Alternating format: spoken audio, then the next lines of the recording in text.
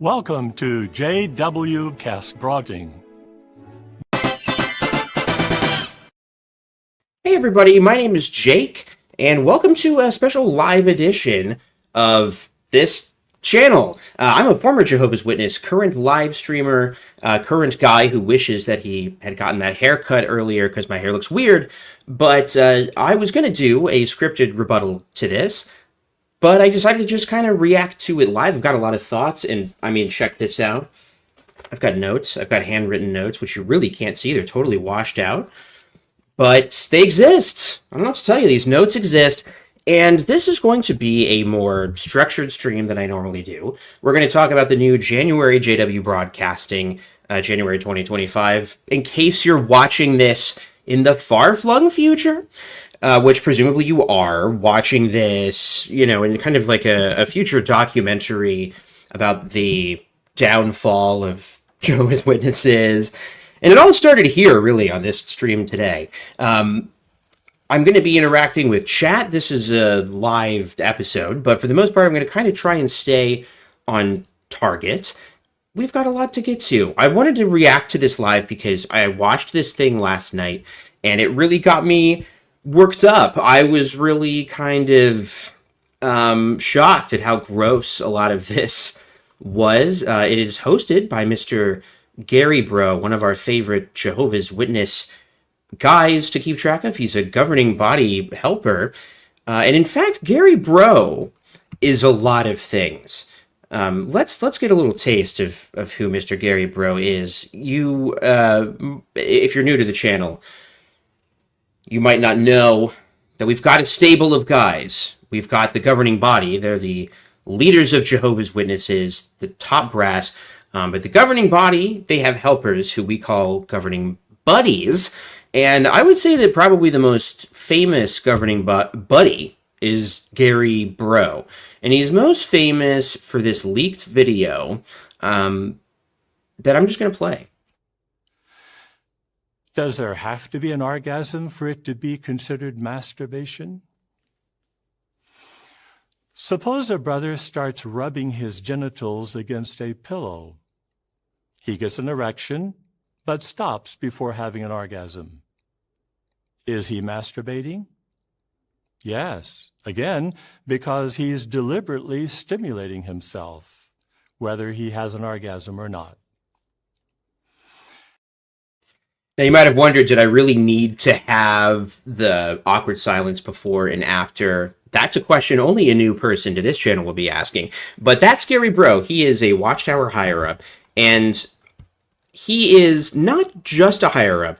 He is somebody who is really, really important to the organization. Jehovah's Witnesses have 8.5 million members worldwide, and they're localized in New York, but they've got all sorts of different legal outfits. Their corporation is bifurcated, trifurcated? Is that a word? There's like 3 legal entities. And Gary Bro has an interesting relationship to all of them. I was going to show a little slide here. Gary Bro, in 2023, and I guess for years beforehand, was a key witness in a Jehovah's Witness trial. Watchtower was taken to task over cover-ups of child sexual abuse. One of the circuit overseers at the time the abuse happened was Gary Bro, so he had to come down from the mountaintop and talk to a court of law. And let's take a look at this. Is this the sworn affidavit by Mr. Gary Bro? I've got my slides, but they might be slow today. That's unfortunate. It just says processing. Gosh dang it. All right, well, let's just get into the thing then. Let's get into the thing. So we're going to watch the broadcast, and I've got some just details, some notes prepared on Mr. Gary Bro, just some interesting things about his past, some things he has said in court settings or depositions or sworn affidavits and civil proceedings, things like that. And we're going to really be enjoying his face and his facial expressions. Welcome to JW Broadcasting. See, he said it wrong. It's supposed to be cast broading, but they always say it wrong in the intro. Here's what we're going to do today is focus on just Gary Bro's talk. If you're watching this thinking, boy, I really hate it when Jake does these live streams instead of his scripted rebuttals, I'm catering to you. I'm serving you because I did record a rebuttal to a different part of this broadcast. There's a lot going on in this one, and there's a segment on young people. It's kind of like teenage Jehovah's Witnesses being interviewed about their perspective on LGBTQ issues, ? I had a lot to say about it, so we will be seeing that later on the main feed. But today we're just going to focus on Gary Bro, and I have to admit, I got a little nervous, guys, when I got started. I had all these great plans. I had things like Exhibit B, Slide 1, Affidavit of Gary N. Bro. You see, now it processes. I had things like that going on. But it's live, and that's what I wanted to capture here, is the sheer chaos of a live stream combined with the kind of rigid creepiness and practiced posture of Gary Bro. Now, we have to talk about this. I don't know if this has come up before, but they've got like a new intro. This is February. I said January in the title of the stream. Dang it. All day I said this. I didn't question it once. Here, in my defense, here's why I said that. Because even though it is not January, you might be thinking, Jake, just admit you were wrong. No, I'm not going to do that, because here's why. It may not be January. And yeah, they may have released a broadcast in January, but it wasn't JW Broadcasting. They released like a previously recorded thing, the annual meeting, which I had already reacted to. So in my heart, this is January. And also, I just lost 2 weeks being sick, as some people said. I'm going to go ahead and update the title to February Broadcast Reaction. What? It's not letting me do it. Well, future people will know. We'll adjust that right after. All right, so we're going to go with this. Remember those notes I talked about? I forgot about them until right now. But let's watch this new intro. Part of the reason why I'm nervous is they got this fancy new globe graphic, and I'm struggling to keep up. February 2025.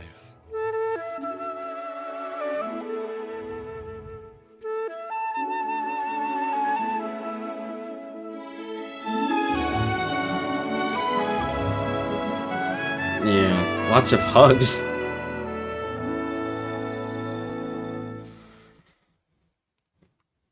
Thank you. Just reading the room. In this room, here's what I mean by that. In this room, it's January. Okay, so there's that. There's that new intro. I really like this pause screen. Now, you might not think that's important, but I do want you to pay attention to Gary Bro's default face throughout this, because that's going to come into play. Just his general posture and demeanor. I swear to God, that's important. Now, if there are 2 truisms that I think you need to keep in mind going into this, and if you're a Jehovah's Witness watching this, bless you for making it 9 minutes without me saying much of anything at all. Second of all, 2 things I've noticed doing this channel for 4 years or so.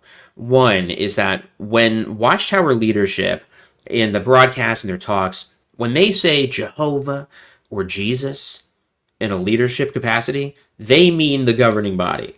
They're using Jehovah as a substitute for themselves, because of course the governing body say that they are speaking on behalf of God. They're the ones who Jehovah uses as a channel of communication today. So that's one thing I've noticed. And the other thing I've noticed is that when the group talks about humility, they mean subservience. They have a different word for a lot of little things. Lots of little things in Jehovah's Witnesses are different. Like the word worldly that I base this channel off of. Well, I didn't base the channel on the word worldly, but worldly is kind of a value neutral term. It might even be a compliment kind of among normal people society. It can just mean well traveled or knowledgeable about the world. But within Jehovah's Witnesses, it's only a negative. Humility also means something different. Humility means shut up, fall in line, and listen to what the leadership says.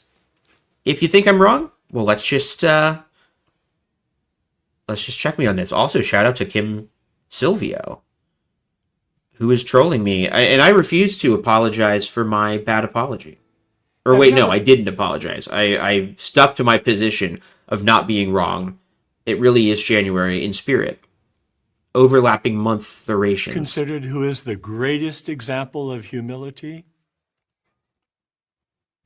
So, we don't have any proof so far that this guy is not made in a laboratory. Just gonna say that. That's not actually what I meant by his posture. If your answer is Jehovah, you're correct. Why? Because every living, intelligent creation is inferior to him. Okay, so right off the bat, that's kind of not humility, right? That's kind of not what humility is. And I would say that the God of the Bible, that's their God, Jehovah. They don't have like a separate, different Bible with their own God, like the Mormons do. God is not humble. God is jealous, demanding exclusive devotion, regularly raises entire towns, cities. Sodom, Gomorrah, kaput. Reduced to rubble, and also one little mound of salt where that lady was, because she looked back and she wasn't supposed to. Yet he chose to and continues to include others in his activities. Humility can be described as lowliness of mind and being free from pride and arrogance. Can be described that way, but not necessarily. They kind of have to use their own definition. Because I would argue that Gary Bro is not a very humble person.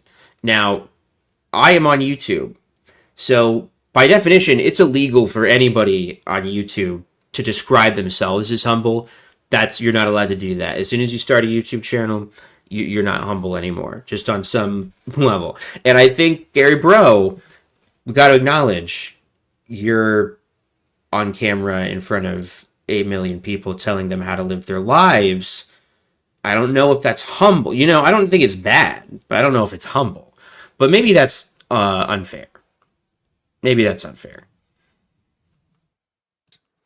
A humble person finds happiness in including others in his life and endeavors. Because of its many benefits, our theme for discussion this month is humility, a quality that will enrich our life eternally. So this is one of the best speakers in Jehovah's Witnesses. You got to remember that too. This is the best of the best and the cream of the crop. His name is Gary Bro. They love saying bro. They named it after him. The titular bro, Gary. And this is how he is. He's very rigid and weird and awkward. He seems deeply uncomfortable just kind of being alive in his own skin. But I don't think that this creepiness reads when you're a Jehovah's Witness. I don't know. Like, when you were a Jehovah's Witness, anybody watching this, what did you think of Gary Bro? Because I didn't like him. He kind of just reminded me of a stuck-up elder who wasn't much fun. And I know that's not really fair. Like, when you're a Jehovah's Witness, you kind of have to justify constantly that what everybody's doing is okay, and that you really shouldn't criticize anybody for anything or have any negative opinions. That actually is going to come into play with this talk later. And you can see why that could be quite toxic, because being positive and not overly condescending, that's a good thing in life. But what if somebody deserves criticism? What if somebody's doing something wrong? Are you allowed to criticize that? That's the kind of thing you need to keep in mind watching Gary Bro. I forgot his name for a second, even though I said it 9 million times. Jehovah's great measure of humility became apparent when he collaborated with his only begotten Son and included him as his master worker in creation. I didn't pick up on that word last night. I like that. So Jehovah's Witnesses believe that Jehovah and Jesus did a collab, did a kind of a mashup, traded content, and disrupted the galaxy by creating the Earth together. Very weird. Okay, also, another disclaimer. I'm going to give you two. One is that I pause every 2 seconds to talk about it because that's the whole point of reacting to a thing. I watch it, and then I give my takes, and that's why the channel exists. If you want to watch the full thing without commentary, you already left a comment, probably, but you can just go to jw.org if you just want to soak in the beauty of Gary Bro. Now, the other disclaimer I'm going to give is that sometimes on this channel, I have to take a drink of water and also just do other things in my life. And when that happens, I have to play a sound drop. I have to. It's the law. My church had been giving me ass to drink, but now I was freely receiving, come, the water of life. Also, usually the streams are a lot dirtier. I'm trying to be kind of clean. I had grand plans in my head for this, and then my energy is so awkward and weird and feels totally wrong. Here's another thing that's going on is I'm just like really behind when it comes to editing projects, and I'm like, I have a lot to say on this. I mean, who could deny all of the notes that I took on these various sheets of paper filling up both sides? These tiny Post-it notes. But we're getting back into it. I took a sip of water. Take a sip of what's happening with Gary Bro's tongue situation. And let's also do this. I mean, let's get a little... There we go. Now that's a big tongue that we can see even better on the big screen. Later, as angels were created, these mighty spirit creatures imitated the humility already being shown by Jehovah. These faithful angels were free from pride. I don't think that this... Okay, can I just zoom out, big picture? Maybe this is too galaxy brain of a take, but like, what does the word humility mean when you are two angelic beings floating in the ether, creating planets together? Like, that concept of humility would just have absolutely no analog to what humans have today. Like, our interpersonal reactions and interactions that we have to each other, and our need to be humble and like ego, surely that's just different in the world of planet Earth, where you might like bump into somebody, you have co-workers, not just one collaborator who's an angel, who's your only begotten son, and you're an eternal being. Like, they kind of have to try and spin this fan fiction where, can I make myself fill the lower quarter? How can I do that? You know what I could do? Whoa! I made myself big. Bigger than Bro. And so, like, they have to find some way to make every tiny part of the Bible apply to modern witness life. And the way they do this, when there's no human characters involved, is that they just say, like, well, God was there in the beginning. Genesis 1:1, guess who's there? God. According to our theology, Jesus is his master worker / collaborator / roommate. And then also they created the angels. A lover. Also, Christina adds lover. That's my wife in the background. She's my lover. And I don't like using that word. Now I've said it about 3 times. I'm going to get back to Gary Bro. Pride and arrogance. This resulted in everyone in heaven enjoying peace for eons of time. Humility in heaven was like oil to an engine. It keeps things running smoothly. This is a good point. Okay, before we get back to the creepy way that he was just talking about smoothness and engines, this is a good comment by username unpronounceable thing. If God is eternal and Jesus was the first thing, then he's pretty much eternal too. Yeah, that just means that Jesus is infinity minus one. Like, which, what does that mean? I guess God is older. He saw things that Jesus didn't see. But like, what was around? Nothing. It was nothing. Like, God, according to them, created literally everything. So God is just an eternal, limitless consciousness, whatever that means. And then at some point, that consciousness is like the Milky Way. Bloop.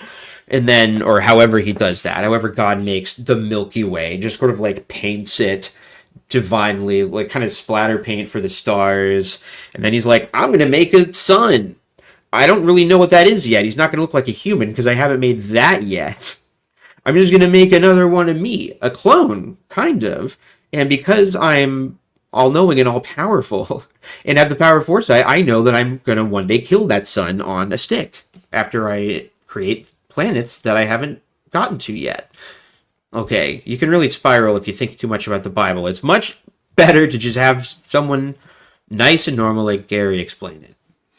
Satan was the first one to succumb to the temptation of pride and arrogance, rejecting the godlike quality of humility. Wait a minute. I made a promise, and that promise was that we were going to hear what he just said about engines and oil. And I can tell he's talking about it because of what he's doing with his hands here. Oil to an engine.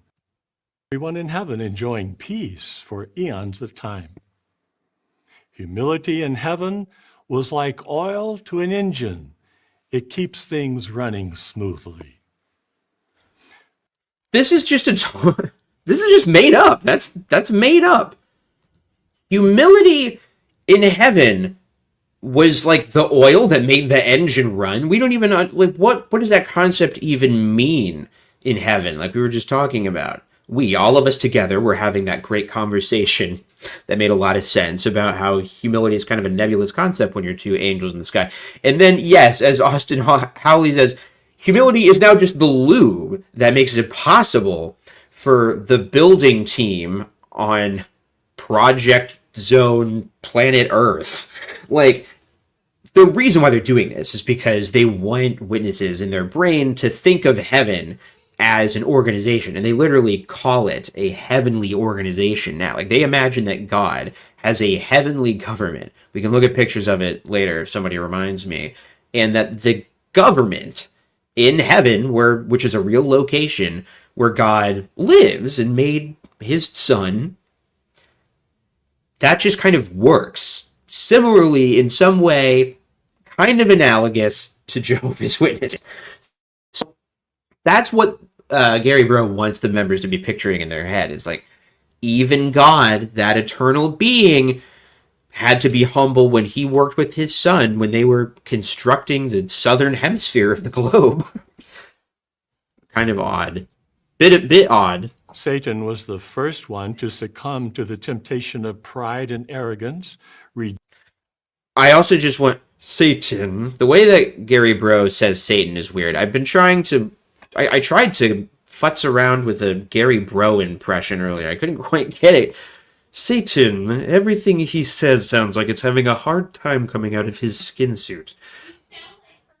Yeah, Christina just says I sound like Kermit, which is like, all right, so yeah, this is Satan.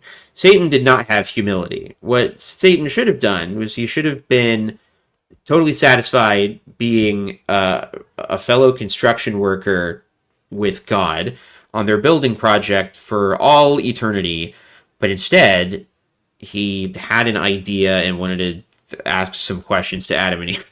I don't know. I'm not trying to like run point on Satan. I'm not trying to like goose Satan. It's an old circus term. I'm not trying to make him sound good. I'm just saying I think this is made up. So I don't actually believe any of this. So my analysis is not useful here. Rejecting the godlike quality of humility. When he did so, rebellion and turmoil soon followed. Okay, so rebellion and turmoil followed Satan rejecting humility. So this is what the governing body is concerned about, right? Like, they're framing this whole thing around God and Satan, but just for the sake of argument, let's say that those are not real and that those are just fictional made up things in a book, and that the actual underlying goal of an episode of JW Broadcasting is to sort of get a message out to Jehovah's Witnesses. The leadership has a message they want to get out to their members, and they have concerns as an organization because they are also a business. They're a company, one that is not doing so great. It's slightly declining in terms of membership, but it's definitely doing okay in terms of money. Not doing good at all in terms of publicity. Jehovah's Witnesses are getting very bad publicity all over Europe, basically everywhere but the United States. The United States currently just doesn't care about witnesses. They just don't have, but not even, because in Washington, there's a case that just, sorry, not a case that's happening. They're trying to get mandatory reporting laws passed, and there was just a hearing, and we reacted to that on Sunday. Norway, Jehovah's Witnesses have made complete asses of themselves. And one of the people who regularly makes an ass out of himself in trying to fight legal battles for Jehovah's Witnesses is Gary Bro specifically. And so because there's all this negative press and they're becoming something of a toxic brand, there are a lot of people who leave the religion, people like me. And when people like me leave the religion, we speak up about it and talk about it, and that can kind of spread, it kind of just spreads the message that this organization is not great. Now, the organization themselves, the governing body, frames this as, or thinks of it as rebellion, that there are people rebelling against the group. One of the governing body members just got removed in, was it 2023 or 2022? Anthony Morris got removed. We don't know what's going on there because they're so secretive, but they talk about this kind of thing almost every month now. They're talking about apostasy. They're talking about don't turn against the organization. Don't turn against the governing body. Obey us. Listen to us no matter what. They're clearly very concerned about it. And so this is how he's framing it. If you are not humble, aka subservient, you are satanic. And you might rebel against the religion Jehovah's Witnesses in the same way that Satan rebelled against God. But he's humble, mind. He's very humble. It's important for us to note that the need for humility didn't arise because of sin, rebellion, and imperfection. Humility existed before these ugly traits. It's also vital for us to understand that while Jehovah is inferior to... Gary Bro is trait shaming, by the way. We don't like to say that people are ugly on this show. Humility existed. But it's now, I know that I made fun of Gary Bro earlier, but I didn't say he was ugly. I did refer to his skin suit or something, but it's okay when I do. And turmoil soon followed. But it's important for us to note that the need for humility didn't arise because of sin, rebellion, and imperfection. Humility existed before these ugly traits. Really weird. We're in fan fiction period. We're in fan fiction territory again. The fan fiction is that humility is almost like a cosmic resource that just exists independently of God and Jesus and everybody, and it existed even before the need for humans, which is weird. I guess he's kind of talking about what I was referencing earlier, that it almost doesn't even make sense that you would need humility when you're just two bros, just a father and son chilling in heaven. But he's saying, no, yeah, it definitely did. His proof is nothing. It's just totally made up. But something that's really important here is that the most important part of Jehovah's Witness theology, which, yes, to Mandolin B, I'm an ex-Jehovah's Witness, and most of the people in chat are. So the entire dynamic in the Garden of Eden is really at the core of Jehovah's Witness beliefs, right? Their entire theology, their belief system, and their understanding of the Bible comes down to the fact that the original sin in the Garden of Eden is this moment in time when Satan challenged Jehovah. Because, yes, he was trying to tempt Eve, but in tempting Eve, he was questioning God's right to rule mankind.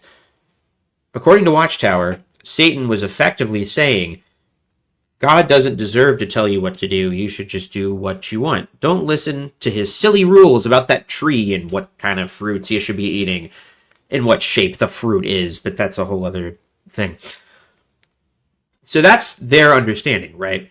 The reputation of God, the most important thing in the universe, is God's reputation. That's why God allows suffering. That's why thousands of years of human history, according to them, there's been much more to human history than thousands of years, but according to them, the past 6,000 or so years of human history of suffering in war and stabbing and crying and babies exploding and dogs falling off cliffs and cats accidentally stubbing their toes and just every horrible thing you can think of, just to name a few really serious examples.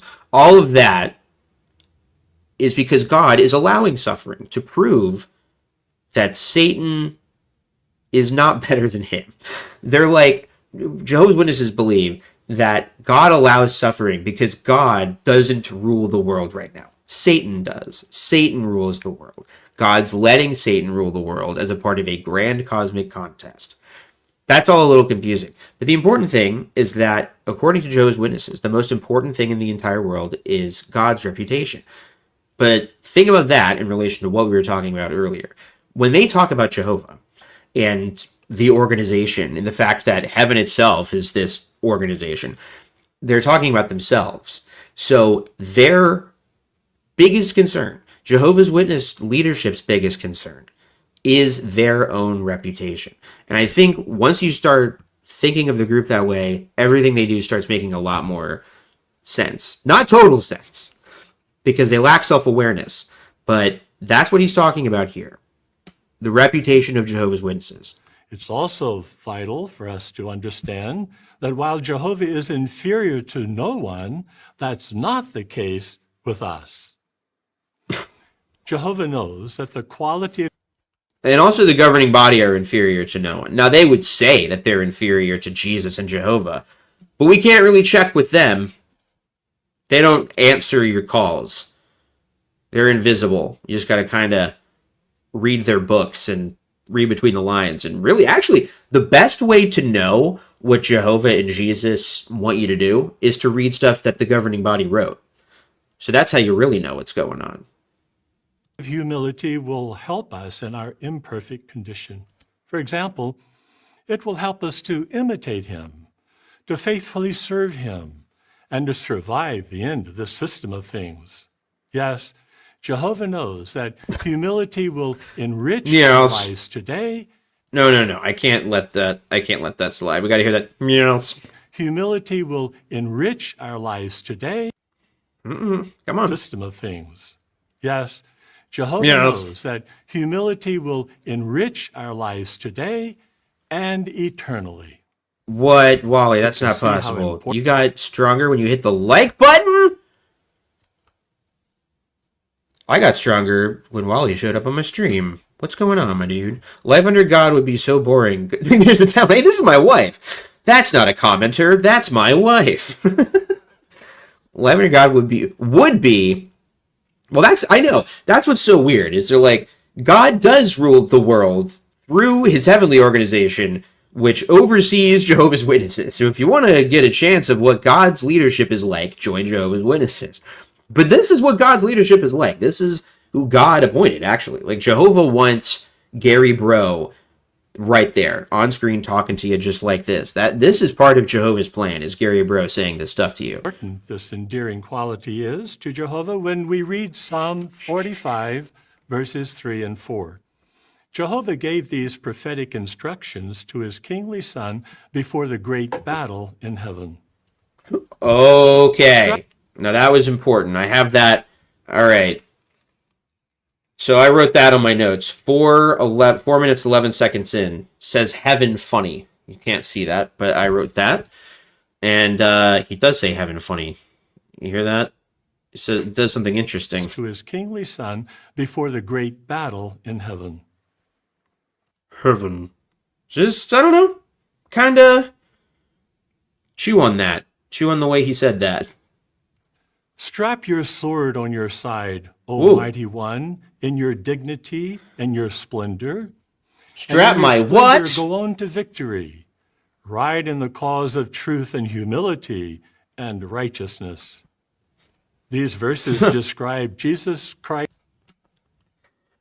Humility! Here's humility. Humility is this painting right here, which Jehovah's Witnesses did. Their art department made it. And what it's depicting is Jesus and the 144,000 anointed Jehovah's Witnesses who were so special they got to go to heaven, killing every army in the world. You can look at my previous upload on the main channel to get more in detail into how weird their end time predictions get. But this is not particularly humble, is it? Like, the reason why it's very important that you join Jehovah's Witnesses, the reason why they knock on your doors every Saturday, and they are there at your door every Saturday, whether you know it or not. They're very crafty. And it's because Armageddon's coming soon. And this is what you're seeing here. One of the people in the background. See these angels? See these angels back here? Well, one of those angels is probably Gary Bro. I don't know if Gary Bro is one of the anointed, but he is a governing body helper. You have to be anointed to be a governing body member. So we'll see. And yeah, this is what content creators in the XJW community recommend, is just, we know that a lot of times we cover the same stuff. Just watch them all at the same time. It's not that hard.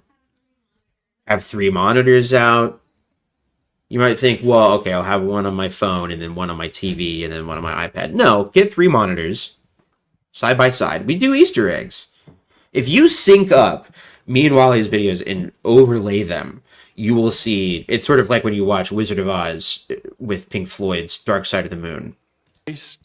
As a king, riding in battle to defend truth, humility, and righteousness. Defend. Immortal, invincible angels who could instantly murder every human being in the world are playing defense on this one, guys. The greatest truth he defends is the sanctification of Jehovah's great name. Hey, I said that earlier. Righteous. I jumped the gun, but there, he said it. See, I didn't make that up. The most important thing in the world is sanctification of Jehovah's name. I don't think I really explain what that means, but it really is reputation. Satan tarnished Jehovah's reputation. And so sanctifying his name is like fixing his reputation. So this is what Gary Bro's job is to make God look good. He makes this look good.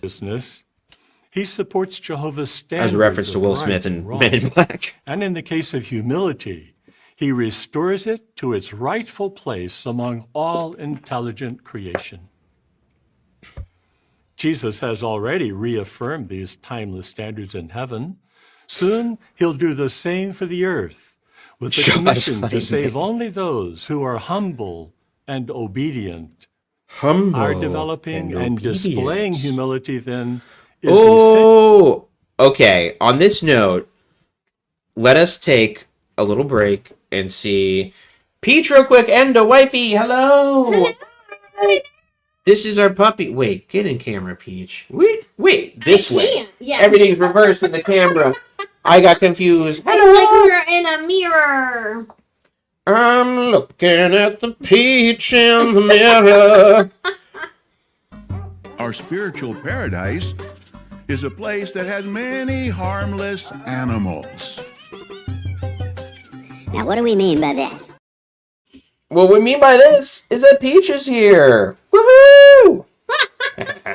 She's so She did thrilled. not want to be pried away from my shoulder at all. She is so thrilled to be on camera. She loves it. Sometimes we have to cleanse our souls and see our tiny Chihuahua friends. Ah, it's true. Princess Peaches. She really is a princess. She's actually the supreme ruler. Trump just doesn't realize it yet. Oh my god. I hadn't mentioned anything political the whole time. I'm sorry. All right, Princess. Just- Okay. All right. Okay, bye. Okay, bye. All right, back to Gary Brown. Crucial to our survival. If you want to know if you're truly humble at heart, ask yourself, how do others view me? If you serve as a congregation elder, I mean, do your fellow elders feel comfortable giving you counsel? When was the last time okay.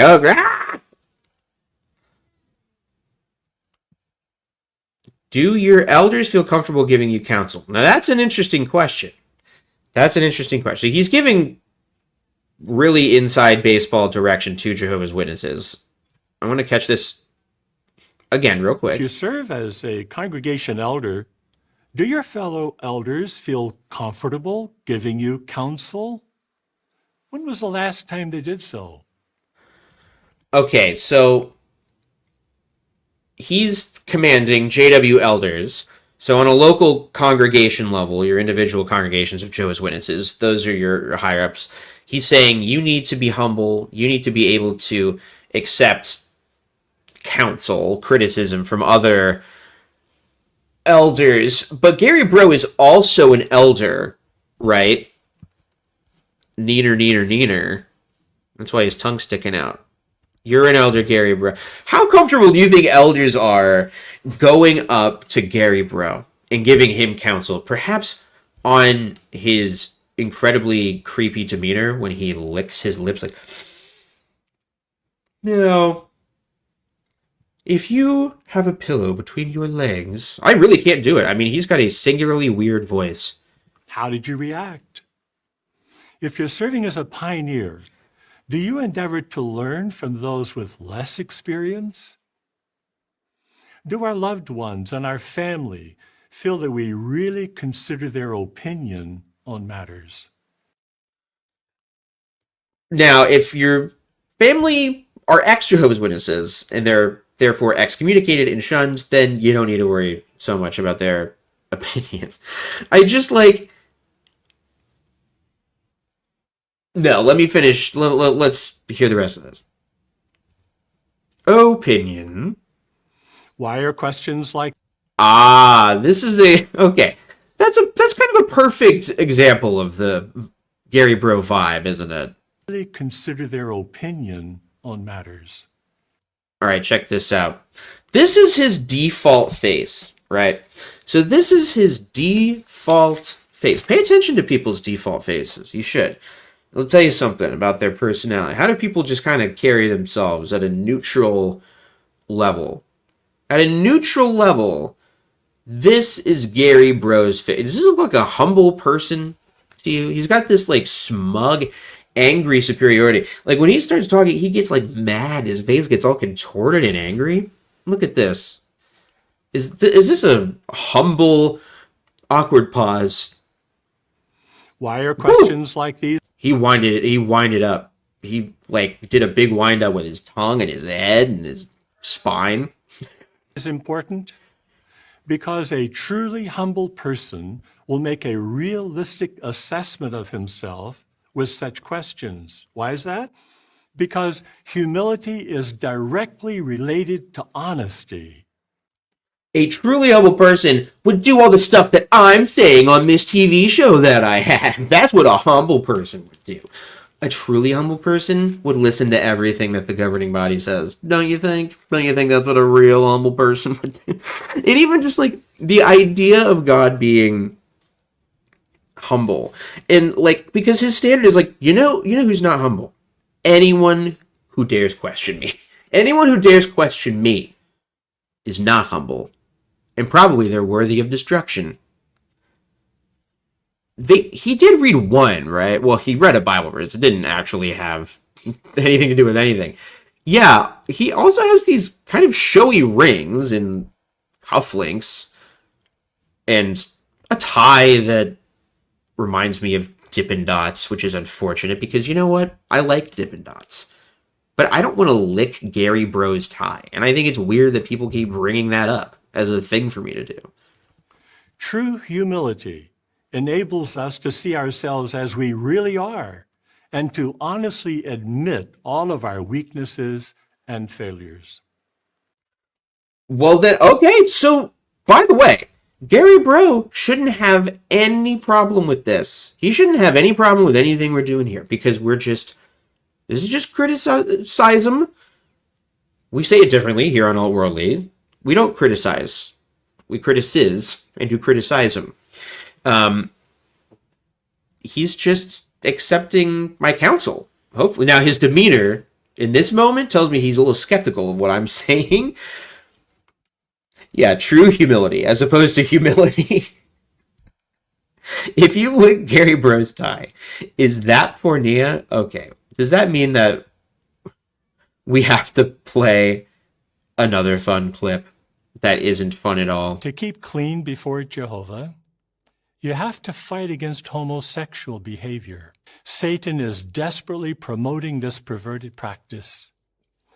It's no exaggeration to say that he's flooded his world with propaganda in favor of homosexuality. It's not realistic to think that you can't be affected by his efforts just because you serve at Bethel. Homosexuality is Okay, well, he goes on like that, etc., etc. He keeps going on and on about how abhorrent and repugnant homosexuality is. He's a gross one. Okay. Hey, wait a minute. What happened to his... Why did it mute our boy? Gary, they're trying to silence you. failures. In contrast, such a big wind-up! Look at this wind-up for this just next sentence. failures. In contrast, pride and arrogance Insane. are directly related to deception. Ugh. Okay, great question, by the way, from Lo. I probably should have given some context for what the heck that video was I just played. So that video of Gary Bro talking about pillows and homosexuality is from this video that's kind of been dubbed Pillowgate, because this pillow clip that I played earlier it became infamous. It was made fun of by Joel McHale on his Netflix the Soup type talk show. And what Pillowgate is like a Bethel training video. It's like an orientation video for new recruits to the world headquarters of Jehovah's Witnesses, Bethel. Witnesses have this world headquarters, and when you apply and your application gets accepted to Bethel, you live there. It is a compound. It's a cult compound. You're going to have a roommate. You have a schedule. Like your meals are regimented a certain way. So you eat, sleep, and breathe Jehovah's Witness stuff, and you're doing work. Your job is for the group, but you don't get paid because it's a compound. So that's what that training was. And apparently, a big concern when you go to Bethel is that you're going to masturbate or have wet dreams or have a pillow between your legs at night and accidentally have a nocturnal emission, or that you're going to be in one of any number of homoerotic situations. But don't worry, Gary, we're not making fun of you. There is no reason to be embarrassed about what we're going to discuss. He shouldn't be embarrassed by this, and he shouldn't be embarrassed of this facial expression and thing he's doing with his hand in this screenshot. Don't be embarrassed, Gary. An arrogant person covers up his weaknesses and failures. And that can only last so long, because eventually pride leads to a crash, as Proverbs 16, verse 18 warns us. Interesting. So one of the reasons why this document exists, this little court document, this sworn affidavit, is because Gary Bro lied in court and was caught. I keep saying court. It's a civil proceeding. District court. That's appropriate to say, right? Gary Bro was the circuit overseer at a time when CSA happened. He wasn't the perpetrator. He just would have been the like watchtower higher up, taking care of that particular part of the United States at that time. And Gary Brew lied, so he had to go to jail. No, he didn't go to jail. But where are my slides at? Slides are at, I think that's the same thing. Oh, okay. So, shoot, that's not the one I wanted to show. PDFs.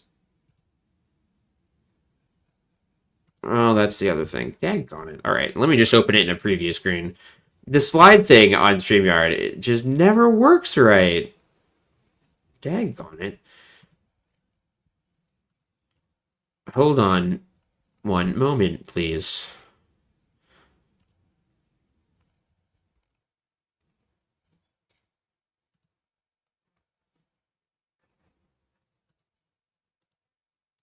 Weird. While I'm doing that, Let's consider 5 ways that humility 5! enriches our life. First, the Bible clearly teaches that humble people receive God's help.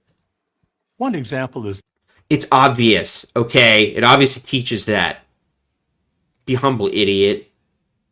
And then, because one of those humble guys, King David. David. One of our more became a humble powerful kings. king in Israel. Yet notice who he attributed his greatness to at Psalm 18, verse 35. You give me your shield of salvation. Your right hand supports me, and your humility makes me great. Because Jehovah is humble, he lowered himself to assist David, enabling this humble man to become a mighty king. Down to our day. That is Jehovah interesting delights wording. to- Okay, so this I think is very important. What did God do?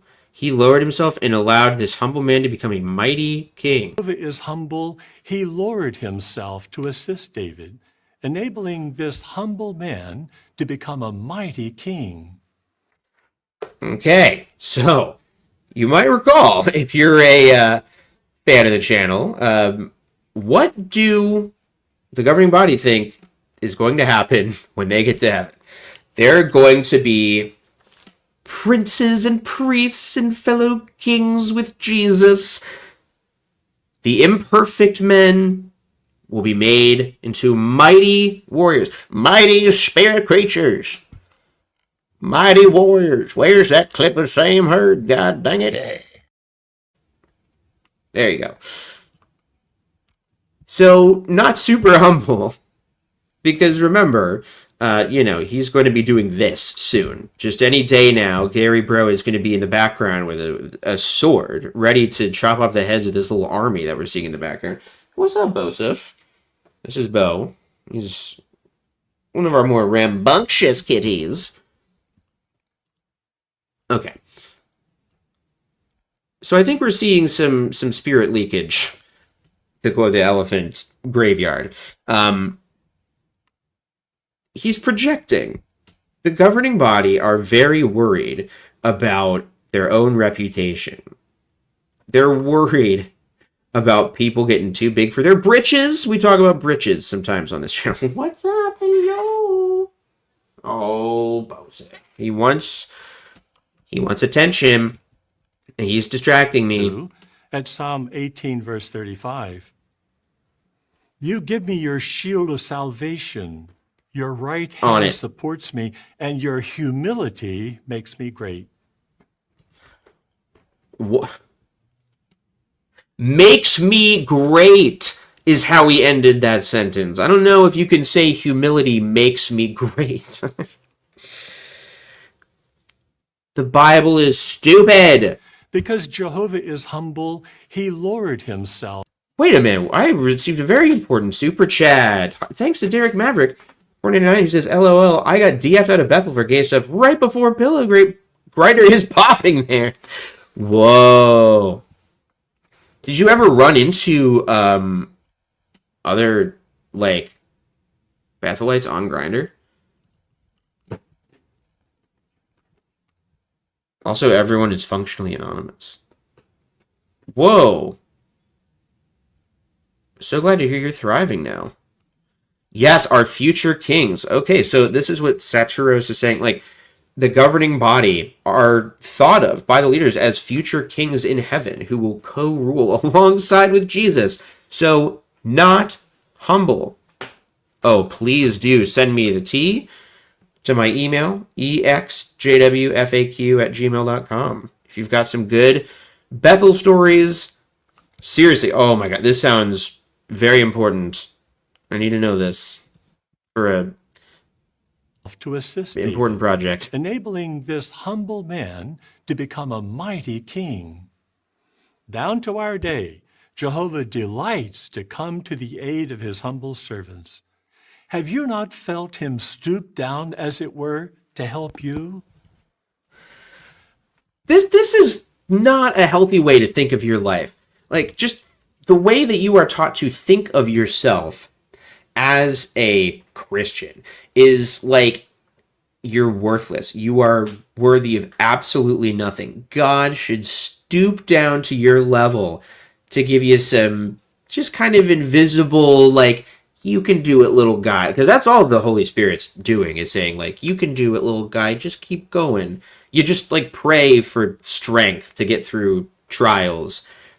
All kind of vague how it works. And so God doesn't have to really do much of anything. He just sits back and lets Satan ruin the world while giving people in his favorite religion little pats on the back. I keep losing viewers, and I think it's because I keep being so mean about the Bible. I'm sorry. The second benefit is that having a humble disposition will protect us, just as a heavy coat can protect us from harsh elements. Oh, it's just like a heavy coat. What is this based on? His earlier stuff wasn't based on the Bible, and now he's just moving on to, like, applications of everyday objects, such as coats. It also makes our personality more attractive to Jehovah and to others. Okay. This is weird. Makes our personality attractive? Attractive to get. This is just, it's a thing that I heard as a witness. Heard it all the time. You gotta have attractive qualities. God is attracted to this. And I think, I mean, it's a nitpick, but I think it's just kind of weird. Why is it necessary to be so picky, to be so fussy? I think it's weird that they talk about attractive qualities. Like, why do you have to not just be like a good person, but so good that God's like, I'm attracted to this. What's going on with this person? What's going on with Brother Bro? He's so humble. He must have been working on his humility. I'm quite attracted to this. I'm going to give Gary Bro enough moisture so he only has to lick his lips 80 times during the broadcast. That's what I'm going to do for him. Normally it would be 80,000. Notice the word picture Peter used at Notice. 1 Peter 5, verse 5. He just used two big Jehovah's Witness mainstays, which is notice and word picture. But all of you clothed No. We're not listening to all that. surely see it. Likewise, others can usually see if we're not fully clothed with humility. And that's what we're seeing, and that's why we're criticizing you right now, Gary Bro. We are just all, we are others, and we are noticing that you're a huge creep. There is no reason to be embarrassed about what we're going to discuss. But don't be embarrassed about that. In contrast, the more humility we display, the more attractive we are to Jehovah and to others. So attractive. God is going to want to just fuck the shit out of your humility. God is going to be so horny for you. You're so humble that it's going to give God the biggest bonaire. Just like a favorite garment, humility should be our go-to quality. Hey, that's Pillowgate. perfect What's up, Pillow? for any occasion. Do you think people at Bethel just call him Pillowgate? That's just Gary Bro's nickname. Hey, Pillowgate. Hey, Pillowgate, you're hosting the broadcast this month. A third benefit of humility is that it The fosters third. teamwork.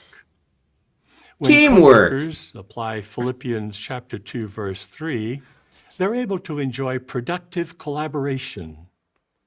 That verse says, "Do nothing out of contentiousness or out of egotism, but with humility consider others superior to you."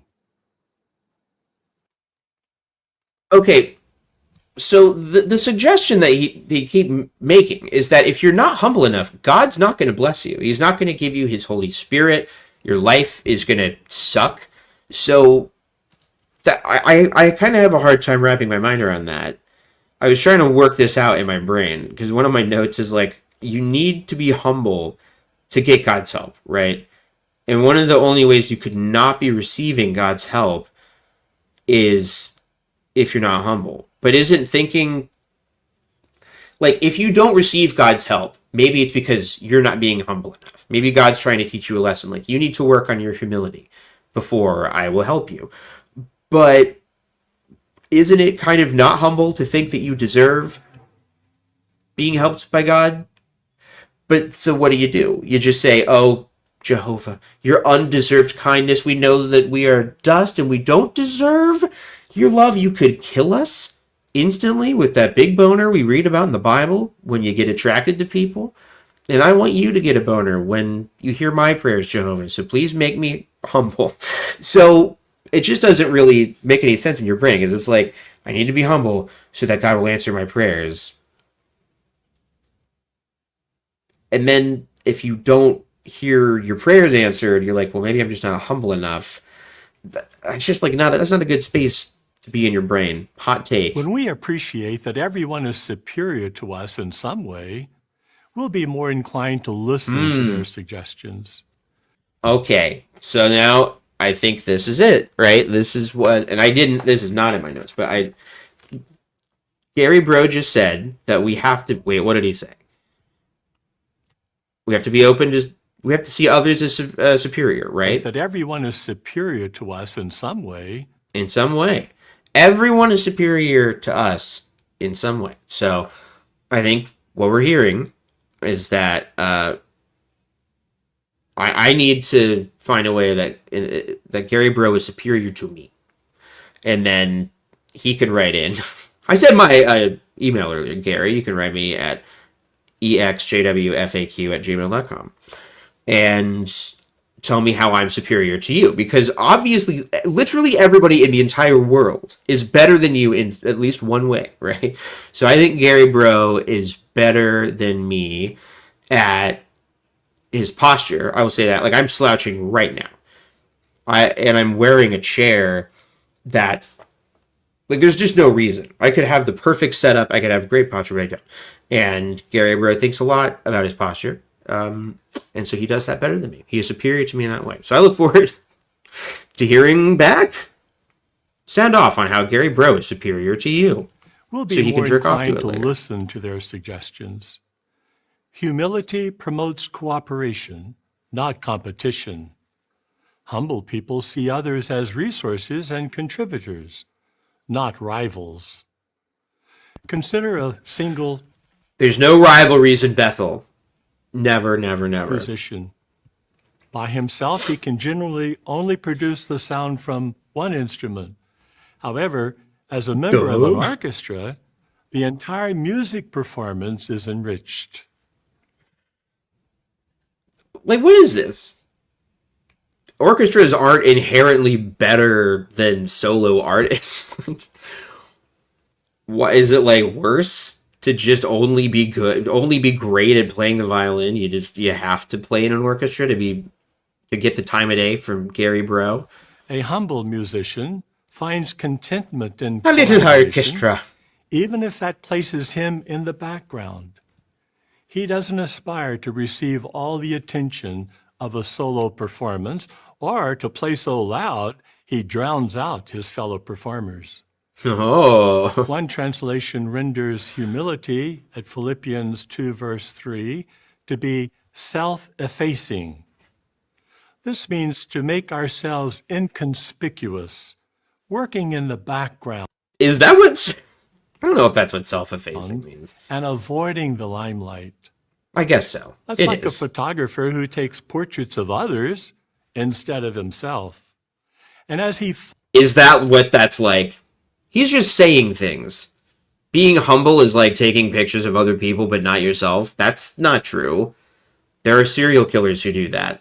They take 1 million pictures of their victims and they never take pictures of themselves. And they're narcissistic murderers. Great job, Gary Bro. You just endorsed murder on JD Broadcasting. focuses on others, This is a tough, this is a tough the show. photographer endeavors to capture their I hold people to a high features standard. in the best light so that they look their best. The same principle applies to our sacred service. For my back? In all aspects of posture? our worship, let's remember that we're part of Jehovah's team.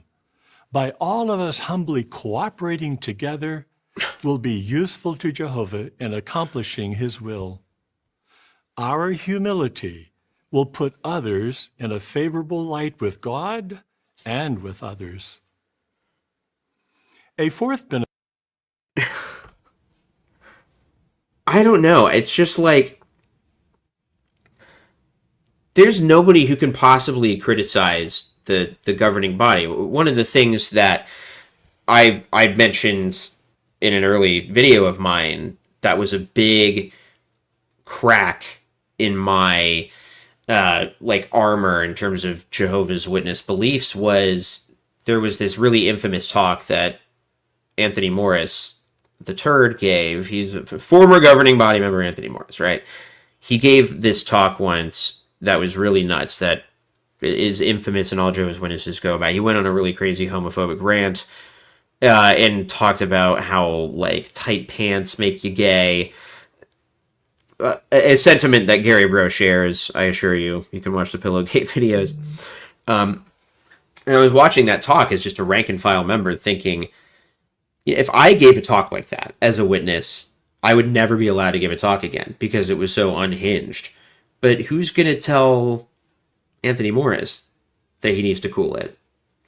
I mean, it's not like he was removed from the governing body because of that. That happened like 10 years before he was eventually removed. I guess according to Jehovah's Witnesses, the fact that anything ever happened to Anthony Morris means that probably Jehovah was taking care of it. benefit of humility is that a humble person genuinely enjoys seeing others make advancement or receive privileges.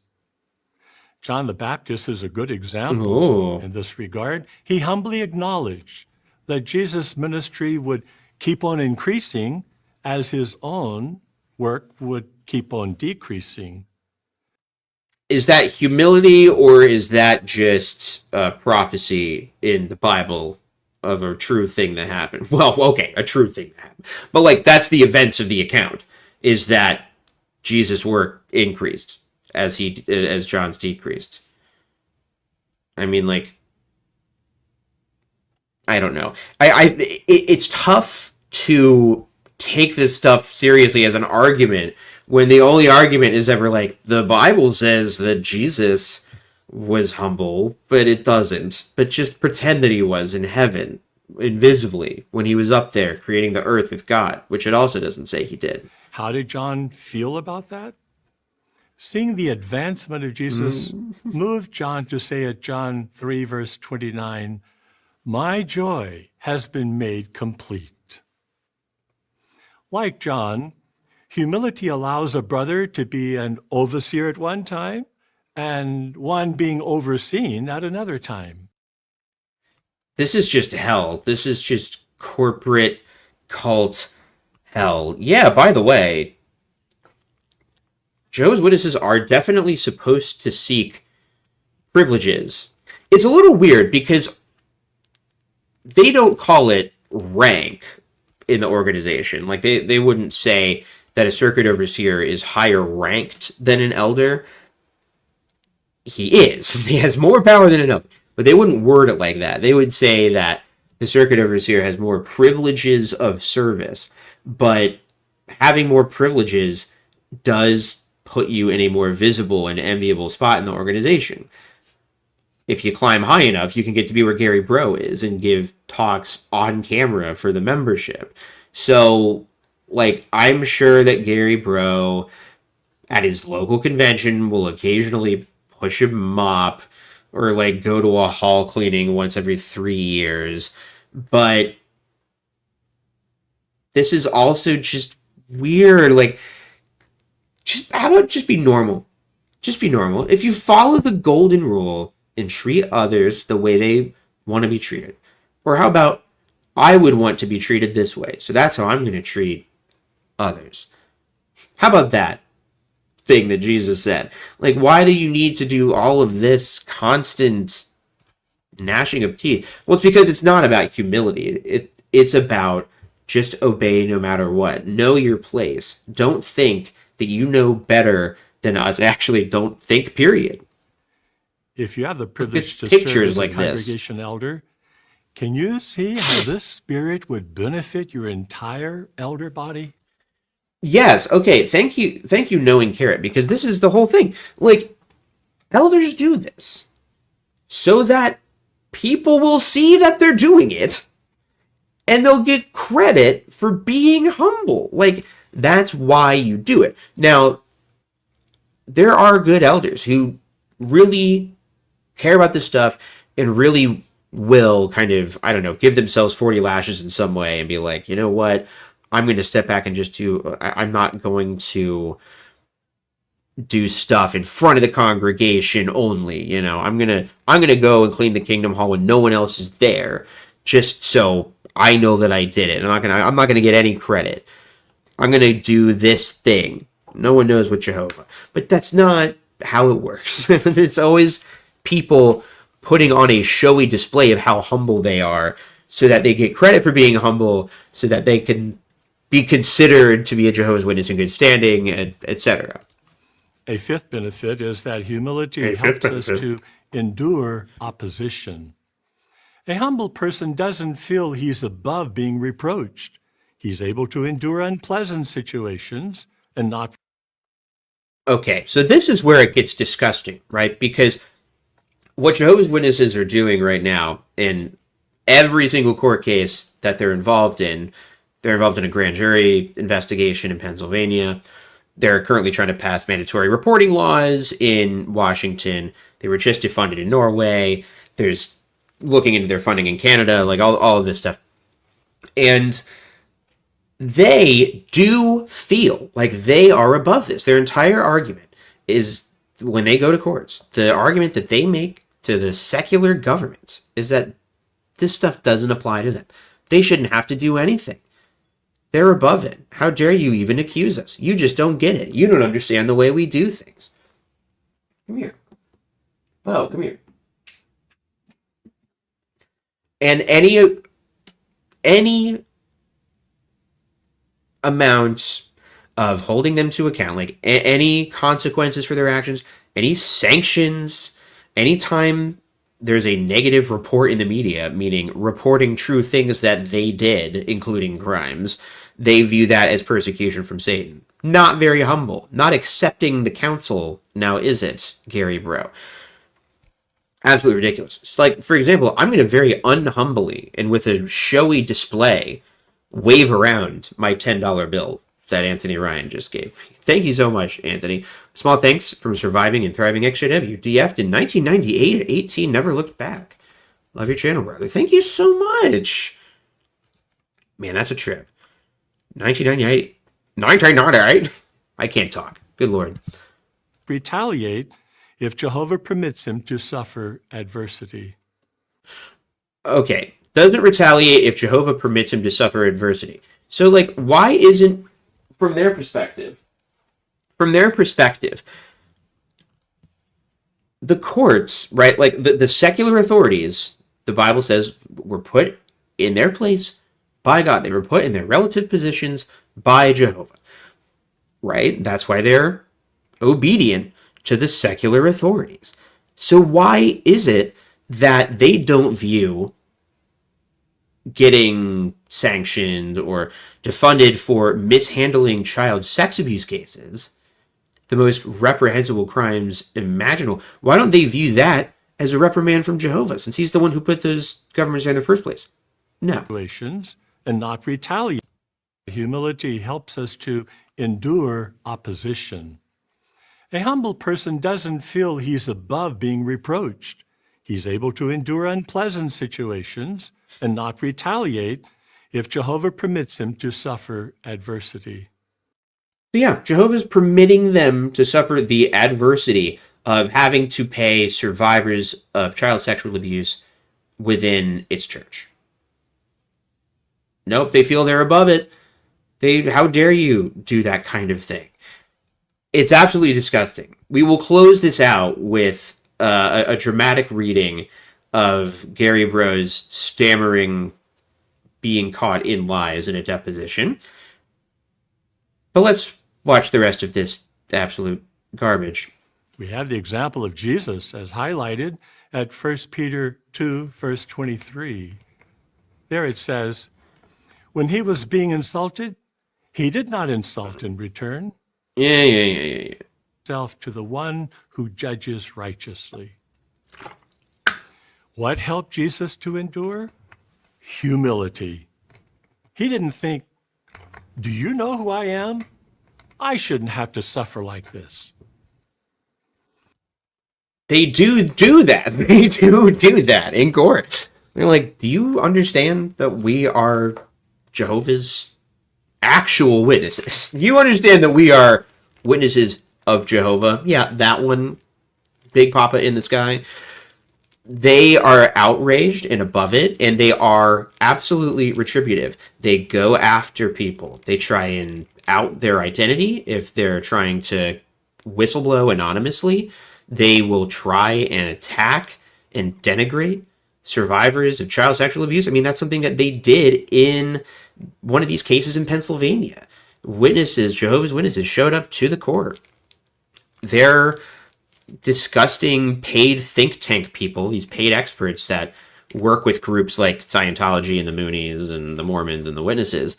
You know, they all use these same pseudo-academics to argue that they are above scrutiny. So it's just a lie. Every accusation is a confession. They are doing these things. It sucks. I don't like Gary Bro. I think he's the worst. I think he's the worst of these guys, just in terms of, like, forget having a beer with the guy. Could you have water? Could you have a water with Gary Bro? Does he consume things like oxygen, liquids, solids? It's hard to say. Likewise, our maintaining a humble demeanor. Maybe the machinist who fixes him after each JW broadcasting, we could have a water with that guy. May well serve as a protection for us. Hey, Bo. Perhaps even moving observers to come to our aid when others oppose us.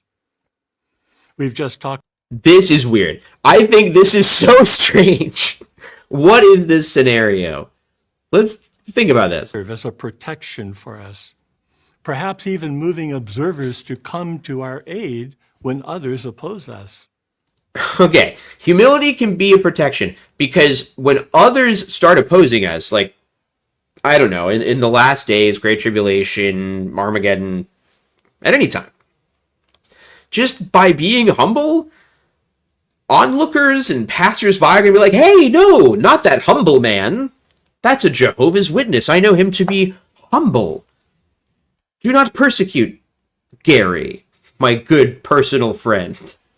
We've just talked about 5 benefits of humility, and there are many others. But what if we find that our background or culture makes cultivating humility especially challenging for us?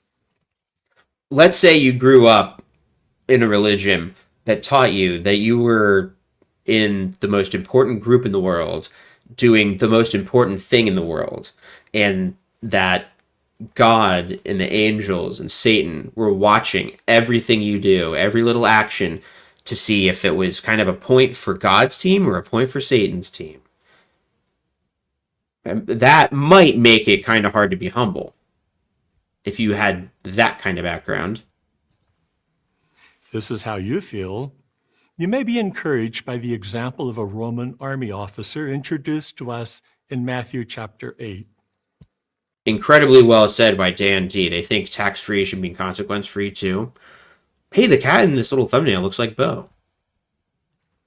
A Roman centurion had direct command of about 100 soldiers. He likely had a past littered with Humble many guy. acts of You can tell violence the famously humble Roman centurion. and bloodshed.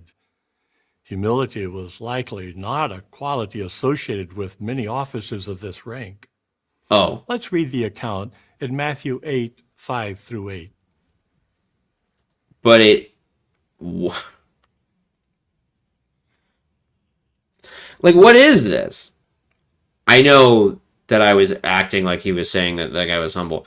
But no, obviously, like, okay, Roman soldiers weren't very humble. How do they know? He's just saying, okay, well, in the gospel accounts, it's Rome, something with Rome, and the Roman centurions, they probably weren't humble, so we can just fold them into our grand extrapolation of humility in the Bible. When he, Jesus, entered Capernaum, an army officer came to him, pleading with him. And he's using words like probably that wasn't the case. Maybe. It's so weaselly words, we call them. Was significant, since Romans generally despised. Whoa, do we have to do a quick episode of Art World? I don't remember this. Hey, where's my Art Worldly intro?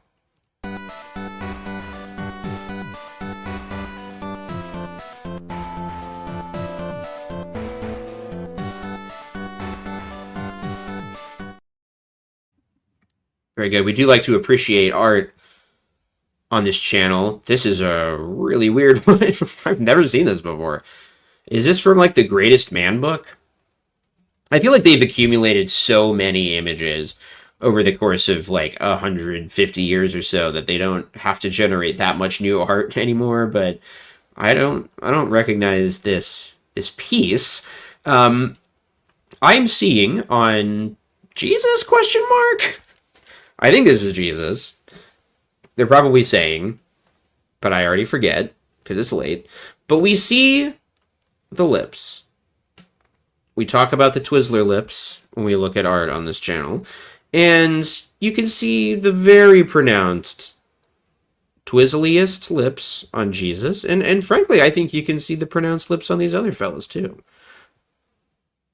What I'm a little thrown off by is just right in the middle here, right in the middle of this weird stucco house. Not stucco, I don't know. Doesn't this look like a normal modern apartment complex with a shrubbery in the front yard? There's just like somebody standing in the doorway. Like, what is this? It just looks like somebody's walking into their normal apartment. The lawn care seems a little wrong. Okay, thus ends all Art Worldly.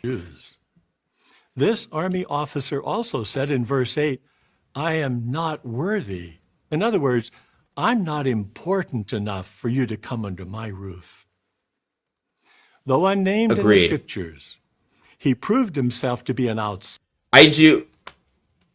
It's like doing carbon dating, or like, okay, judging by this particular kind of paint that Da Vinci's using, but we're like, okay, judging by the thickness of the lips in the artwork, this is a 90s Watchtower piece. Standing example of humility. Note what Jesus said about this officer at Matthew 8, verse 10. When Jesus heard that, he was amazed and said, Yeah.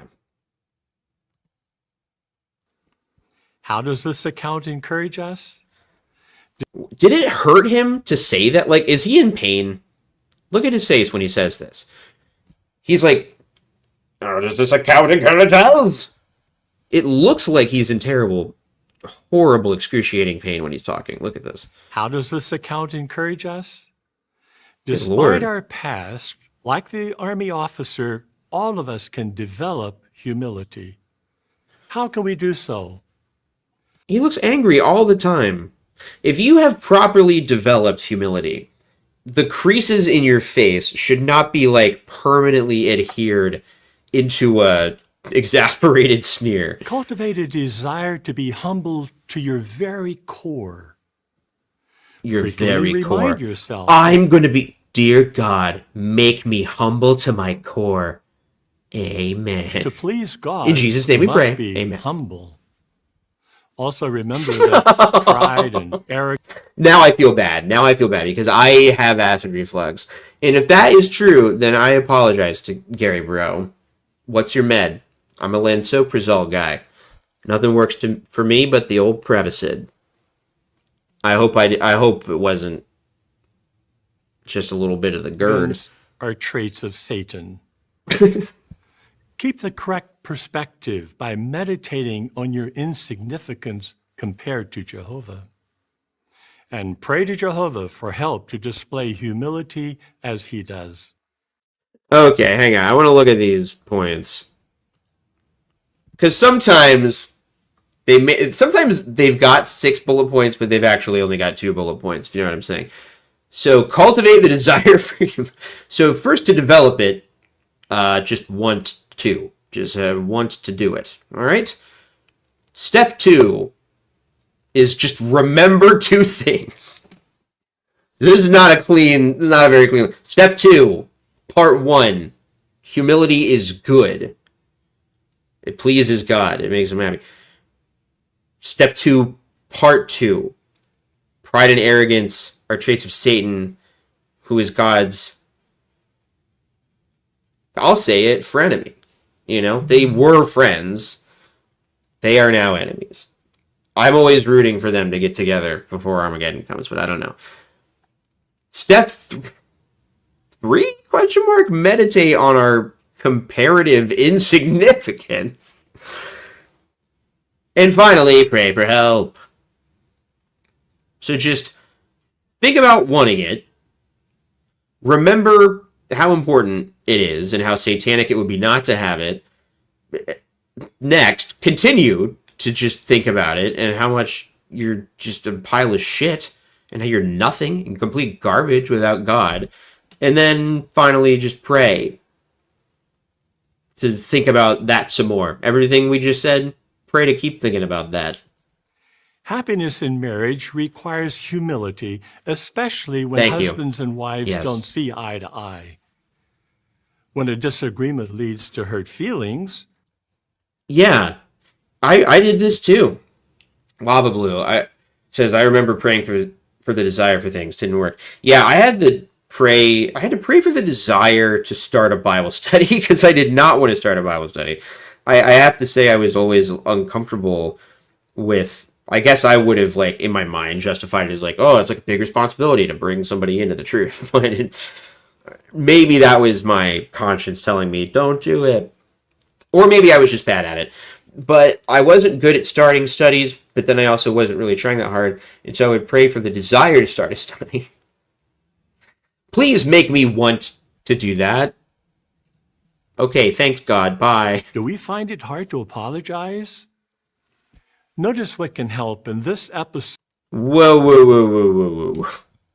Whoa, whoa, whoa. There's no need to apologize. We've learned this. The Jeffrey Winder Classic. And knowing this, there's no need to, we don't, but I don't have that clip pulled up. What I do have is a different clip pulled up that I intended to show at a different time. So on one hand, right, you've got this, be humble. We're just nice, sweet little guys, never hurt nobody, no how. Just a couple of simple Jehovah's Witnesses come to town on a sound car, leaving on a heaven staircase. On the other hand, Of course, as long as Jehovah allows human governments to rule over us, we respect them. And not all governments have actively opposed us. Still, human government itself is insulting to Jehovah. So just that. So on one hand, be humble, and we're going to respect the higher authorities, and if we're being persecuted, it's no big deal. We're going to be chill about it. On the other hand, the very existence of any governments in the universe is an insult to God and therefore us. Because remember, Gage Flegel and Gary Bro are going to be hanging out with Jesus any day now. Okay, so I hate this. Well, that's true. Yeah, just meditate on how much you suck, just how worthless you are. Okay. Let's look at some exhibits. This cannot possibly be it. Ooh.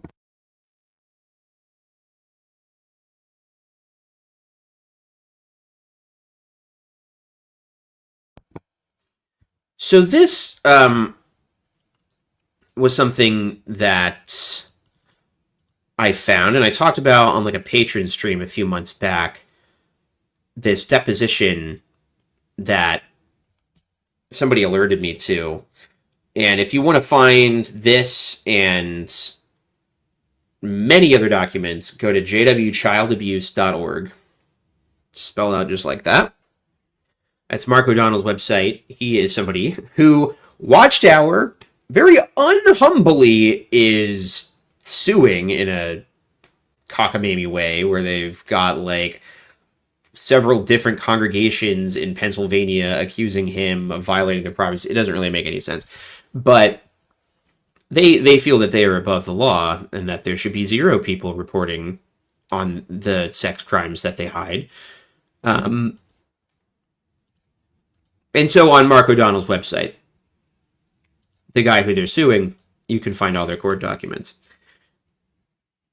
I don't know if you'd call it the defense or the representing counsel, whatever. The person asking Gary Bro the hard questions, the good guys team, they submitted this deposition into evidence for sanctions against Watchtower to prove that Mr. Gary Bro misled the court. Okay, so let's look at a couple examples of him doing that. I was going to really get into the whole thing, but we've been going for 90 minutes, and I think that's just plenty. We finished Gary Bro's talk. But okay, so Gary Bro was asked to testify because he was the circuit overseer at the time when this abuse took place, right? So they bring him in for a deposition. No, the video does not publicly exist. I mean, I'm sure it exists at that court, but it's not publicly available. One of my dreams in life is to see deposition footage of this. That would be just amazing. Depositions are so like boring and drab, and just it's a single tripod on a single person's face the whole time. They're fascinating to watch. So really the reason why Gary Bro is called is to get information on how Jehovah's Witnesses work. I mean, it's a little confusing. If you're a non-JW watching this, I'm sure I've talked about a bunch of stuff that just doesn't make any sense. And they're very secretive as to the goings-on in the upper echelons of Bethel. How do things like how do these jobs work? Like, people have, the litigators have no working knowledge of how Jehovah's Witnesses work going in. So it's important that they have somebody like this who can testify. And the elders, right, they are just following directions that they get from headquarters. And headquarters is where Gary Bro works. Gary Bro has been in Bethel since 1980. Wait, no, he's been in Bethel since 1975. I wrote this down. We learned some key dates in his deposition. Okay. No. So here's the timeline that I wrote down real quick. So 1956, Gary Bro is baptized. So he's very old, and I gotta say, looking good for a guy who was baptized in 1956. 1975, he is appointed as a circuit overseer for the first time. All of this comes out in his court case, by the way. Like, that testimony, the affidavit I was showing you earlier, is him kind of laying out this timeline because he lied about it the first time. So, real quick, 1956, he's baptized. 75, he's appointed as a circuit overseer for the first time. 1981, he is no longer a circuit overseer for some reason. We don't know why. 1986, he is reappointed as a circuit overseer. Keep in mind, by the way, sometimes circuit overseers have to step down because of an aging relative or health problems. It's not necessarily for a bad thing. 1994, his Bethel appointment begins. He has worked in the service department, which handles child sexual abuse cases, since 1994. So, like, for the past 30 years, all the CSA cases where the group is constantly changing the goalposts, changing little words around in the Elder's Manual here and there, it's always just the same guys. It's always Gary Bro and his creepy friends in the lie department. So here are some of the lies that he told. So you can see this is 20 pages in. He's asked about the Christian Congregation of Jehovah's Witnesses. Gary, I'm not in a position to explain the Christian Congregation of Jehovah's Witnesses. Question, and why is that? Answer, I'm not representing them. I'm representing myself. Question, and I'm sorry, I feel like you might be a little bit confused about the way I'm asking these questions, so let me clarify. Any question I'm asking you is based on your personal knowledge. I'm not asking you to represent anyone else because that's not what you're here to do. Your personal knowledge is what we're here to understand. Okay, so he has to reiterate this like a million times. Right off the bat, the fact that he says, I am not in any position to explain the Christian Congregation of Jehovah's Witnesses, you could say, okay, maybe he means in a legalistic sense. Okay. He is asked, do you have an understanding of the functions that Watchtower Bible and Tract Society of New York carries out? Answer, no, I do not. Question, did you at any point in time have knowledge of that? I possibly did in the past. When? When I was more educated about Watchtower, New York, which is where he lives right now. Okay, and what was that period of time? I don't remember. Can you give me an approximate? I don't remember that. Probably, I would say the 90s. Okay, and same question. Based upon your personal knowledge, do you currently have an understanding of what Watchtower Bible and Tract Society of Pennsylvania does? Well, I thought that was a statement. Was that a statement, or was that a question? So, he's later asked, what does a congregation elder do? Any Jehovah's Witness watching this, anybody, can answer this question. Gary, well, I can tell you what I do as an elder. I can't talk about all the congregation elders. Question. Once again, just please, based on your personal knowledge and your experience, tell me. So once again, what did you do as an elder? Okay, thank you. As an elder, I go from door to door. I take active part in preaching the good news. I prepare talks for our congregation meeting. You know, kind of generic stuff. Now, they ask him, do you remember how you got word that you were a circuit overseer? Answer, I do not remember. It's been too many years ago. Bullshit. That's like, okay, first of all, if you've seen the interviews with old timers that they do on jw.org, all these old timers remember everything about their service because it's the most important thing in their lives. Being appointed to be a circuit overseer is basically like being drafted to the NBA. Like, you are in the big leagues. You would remember that call like an actor would remember getting like their first really big acting job or something. You know what I mean? Like, it's just, that would be a formative memory. It's one of the most important things that's ever happened to him in his life. So I'm suspicious. I do not remember. It's been 20 years. Question. Who did you answer to as a circuit overseer? Who did you report to? Can you explain your question? Report. If I understood correctly, you said you traveled around to various congregations providing information, gathering information. To whom did you share information that you gathered from the congregation? Gary's counsel objects. I sent reports to the service department. What's the service department? It's a group of... No, I don't know. I'm not here really to explain to you what the service department's all about.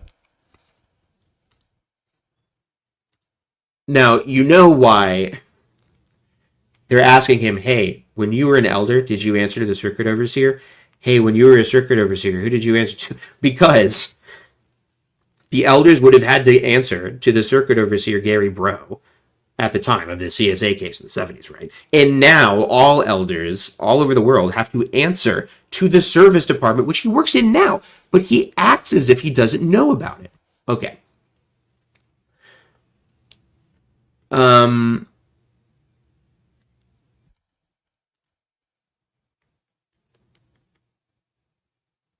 Let's see. How do you deal with calls involving reports of child sex abuse in your role as a desk man at the service department, at the service desk, excuse me? Answer. Handling it as a shepherd, just to shepherd the brothers. And I guess my question is a little bit more general. I'm asking if you were ever instructed or taught how to handle those calls. Answer. I do not remember. His counsel interjects, excuse me. Question. You don't remember? Answer. I do not remember. It's been years ago.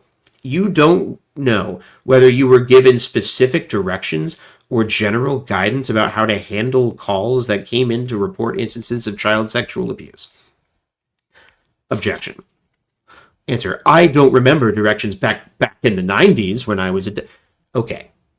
Gary Bro is literally like in charge of the service department, which means he probably writes the fucking manual on how they train people, so he's just lying. Where did you have anything that you referred to, any documents or handbooks, anything you referred to help you do your job when you were a desk man in the service department? It's a long time ago. I'm sure there was some information, but I don't recall what we used. Do you recall at all what you used then? The only thing I recall is a textbook that the elders have. That's the extent I remember. He's lying.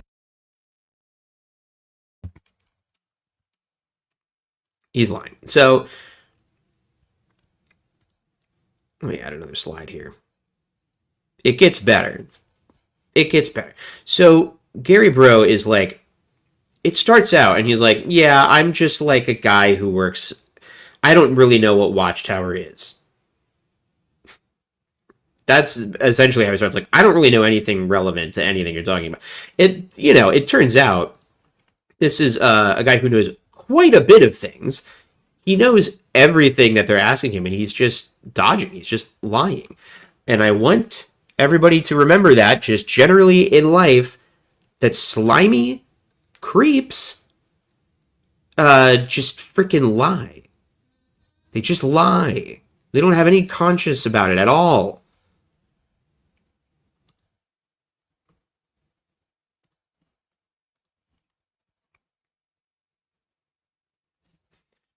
I think in the case of Gary Bro, I talked about this in a recent video, kind of threading the needle with, comparing it to Scientology, in that in Scientology, like, because that's what Mike Rinder, may he rest in peace, that his job was, imagine if Gary Bro was like out in the media in front of the cameras, in front of other people's cameras, instead of just in front of Jehovah's Witness cameras.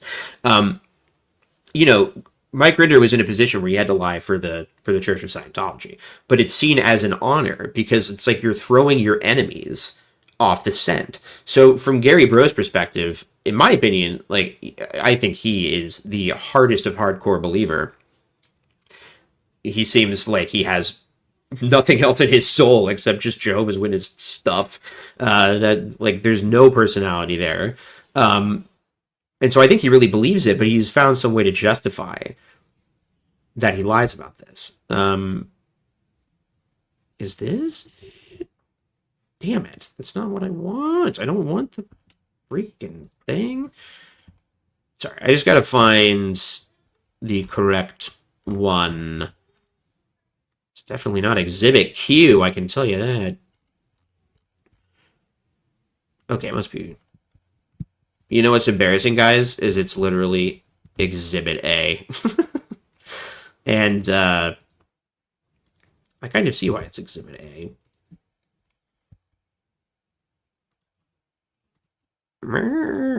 Present. I promise this is where it's really funny. Well, in a sad way, I guess. Boy, it really makes it not fun to use. StreamYard, figure out your slide situation. But they totally cooperate with the superior authorities, right? Yeah, and then so, like, as a Jehovah's Witness, all I ever heard was that we cooperate with the authorities, right? And that's what most Jehovah's Witnesses know. And really, that's what most elders think. They don't know what the laws are outside of Jehovah's Witnesses. Like, it's your whole life. And you're kind of limited in your knowledge at every step of the ladder. Like, the higher up you go, the more information you get. So the elders don't have access to the branch manual, and the people who are just working the desk at the service desk don't have access necessarily to, you know, stuff that people above them have. And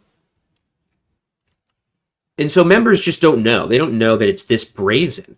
And you see this with, you know, screw it, we're an hour 46 minutes into this. You see it with certain presidents where, like, you'll just quote them and be like, he said this, and they'll be like, he wouldn't say that, and you'll be like, yeah, but he did, here it is. And you're like, well, but he must have said it for a good reason, or you're taking him out of context. And even if it's in context, then he's probably right in a way that you're just misreading and you're just being uncharitable. You know, like, you just have a million little excuses. But, okay, so there's some really choice, funny lines here. Okay, 47 to 48, it's a doozy. Okay.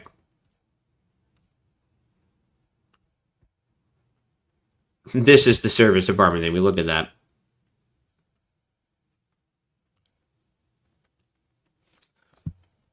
So they ask what his personal knowledge of the service department is. He says, from my perspective, it's a group of volunteers that oversee the preaching work, that give recommendations on how to handle the preaching in the congregations. Question, anything else? No, I don't remember anything else at this moment. Remember is a weird word, considering that's literally the department that he works in. Unless he's severed. Christina says unless he's severed.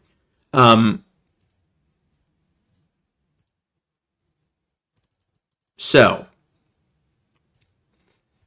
he later insists that the only thing that they answer there is Bible questions, and he doesn't remember anything other than that the service desk answers Bible questions. And I mean, no, that's not what it does. It fields questions about child sexual abuse cases and mandatory reporting.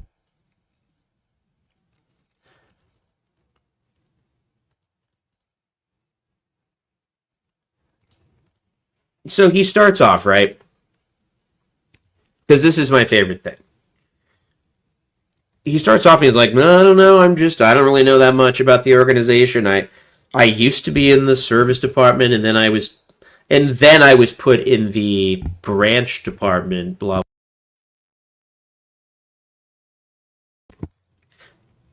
Gary makes it sound like he keeps on getting, like, promotions or moved to different departments, when really he's doing all of this stuff at the same time, because they're just titles and they all work in the same, like, vicinity. They all, like, work in the same buildings.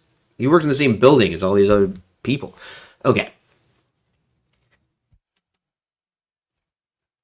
Is this...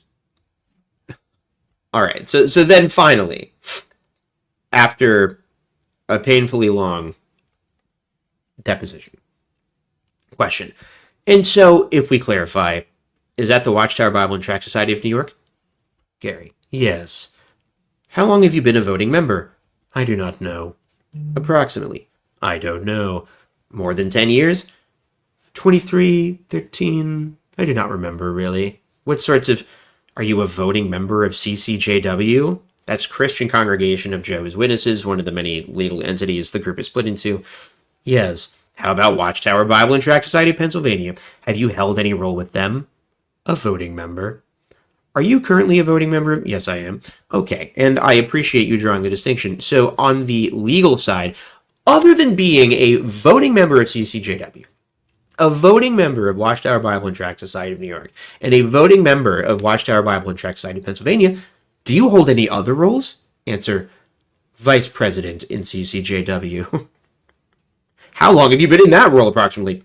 I don't know. More than 5 years. So, like, as you recall, when they first ask him what Watchtower Bible and Tract Society is, he's like, I don't know. I don't really know that much about that. And he's a voting member of all of these boards. He's the vice president. He's like the secretary and the treasurer of various things. It's completely preposterous. So Gary Bro is one of the more disgusting liars. I know, they really walk him through the pace. Like, it's so bad. It's so painfully bad. I just wish more than anything. I saw somebody say earlier that they watched all the Alex Jones depositions. I need to like sit down, dedicate some real time, and watch them front to back, like all of them. I haven't watched like all of the unedited footage. I've just seen a lot of clips. All of the Trump casino ones are so fun. From the no, not casino. University, Trump University. That whole trial, people forget about that. It is one of the craziest schemes I've ever heard. And it's amazing because now you get to see the sitting president just like kind of a sad shambles of a man pleading the fifth about his scam university where he just lied and gave people fake fucking nothing tuitions for money. Just a fake school that didn't do anything. Okay. That had to do with Jehovah's Witnesses somehow. That's Gary Bro. He's the worst. But one thing he does do is he helps remind us that we have merchandise. These clothes are designed to sexually excite both men and women. We got a merch store, baby. Check out that. It's in the links on the channel. I don't know. I've got videos coming out. I'm just behind, being a little slow. Also, I did talk about politics at the end there, so sorry about that. It's difficult not to take sides in politics. It's very difficult because we are aware of the issues. All right. We are aware of the issues, folks. All right. Well, because I'm behind, I swear to God, we're going to do it. Not this week, but next week, instead of doing something like this, next Thursday, we're going to do the call-in show. It's going to be back. We're going to make it a real proper thing. Christina says she's going to be the guest. And it'll be really, really fun. If you haven't seen these before, basically I just drop a link to join this StreamYard in chat. And I just... No cameras. I don't want to see people's faces because I wanted to feel like an old... kind of like... Heartlines on the Shore radio station, just like call in, talk a little bit about what woke you up from Jehovah's Witnesses or another cult or a religion. Or you can just yell at me if you think I have a bad opinion about something. It's just a call-in show. But it always ends up being really like weirdly uplifting and fun. So, thanks guys. This has been fun. We did it. We covered the Gary Bro talk. It was bad. I have a more polished video on actual things coming later. I don't have a good sign off. Shit, I actually do have a couple good sign off clips now for the videos, but I don't have them. So I think we just have to close out with the Mommy, when I get out, call me Sammy. Haven't really got to play it this year yet. All right, see ya, guys.